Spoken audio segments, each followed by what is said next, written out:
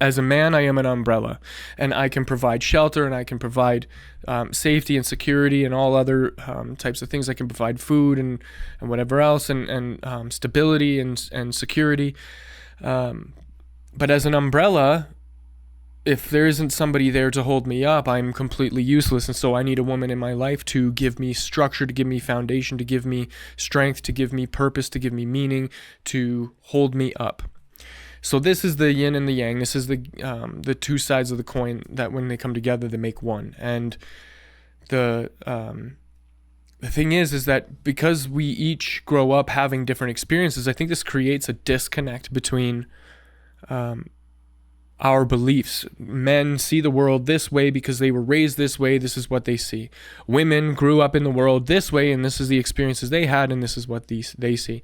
And when we try to communicate with each other about how, how we want things or how things should be, or in exploration of trying to create a better world for ourselves, for our children, for our children's children, or whatever the case may be here, all in an effort to just make some synergy, right? We're trying to connect. We're trying to get to understand each other.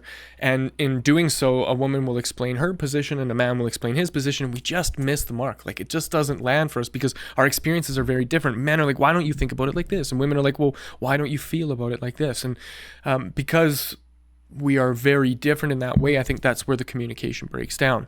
So to help solve for this discrepancy and create some synergy between both sides of this masculine and feminine energy, I think it's important first to establish some ground rules, right? For us all to understand the game that's being played and how it's being played and why it's being played. And then from that perspective, once we all kind of know the rules, now we can communicate from a place where instead of making incredibly false claims like all men are terrible animals and monsters, or all women are nothing but opportunistic gold diggers, like both of those things are really toxic. Both of those things in that light and in those conversations, and this is what I meant by on the extreme sides, these are just bad players who are hurt. They were hurt in their relationships or in their lives, and they carry that pain with them, and because they're hurt, they want other people to hurt because they don't know any different. That's the only thing they know. So once we kind of establish like, hey, this is what's going on, we're not communicating at the same frequency, we can make some minor adjustments to understand that.